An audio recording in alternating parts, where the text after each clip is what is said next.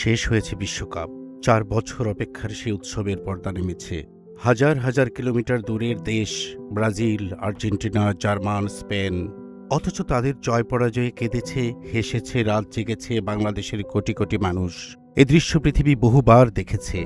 এটি দেশের মানুষ যারা নিজেদের জাতীয় দলকে বিশ্বকাপে খেলতে দেখতে পারে না, কিন্তু ফুটবলকে ভালোবাসে নিজের অস্তিত্বের মতন।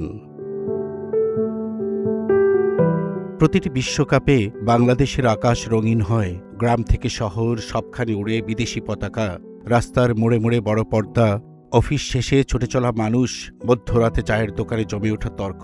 এজন্য শুধু একটি খেলা নয়, এজন্য একটি জাতির অনুভূতির ভাষা।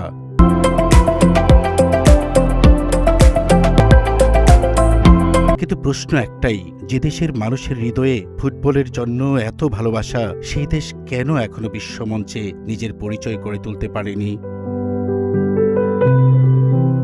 আশার আলো অবশ্য নিভে যায়নি। বাংলাদেশের নারী ফুটবল দল সাম্প্রতিক বছরগুলোতে আন্তর্জাতিক অঙ্গনে একের পর এক সাফল্য এনে দিয়েছে।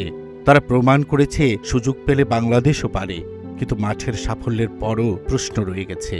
খেলোয়াড়দের সুযোগ সুবিধা, অবকাঠামো, দীর্ঘমেয়াদী পরিকল্পনা এবং পেশাদার ফুটবল ব্যবস্থার উন্নয়ন, এসব কি সেই গতিতে এগিয়েছে?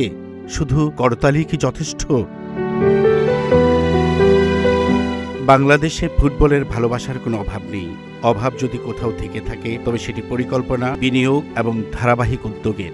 কোটি মানুষের আবেগকে যদি সঠিকভাবে কাজে লাগানো যায়, তাহলে হয়তো একদিন বাংলাদেশের পতাকাও বিশ্বকাপের মঞ্চে উঠবে।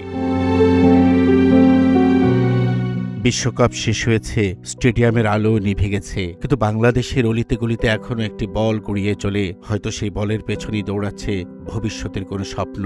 প্রশ্ন শুধু একটাই, আমরা কি সেই স্বপ্নকে পথ দেখাতে প্রস্তুত?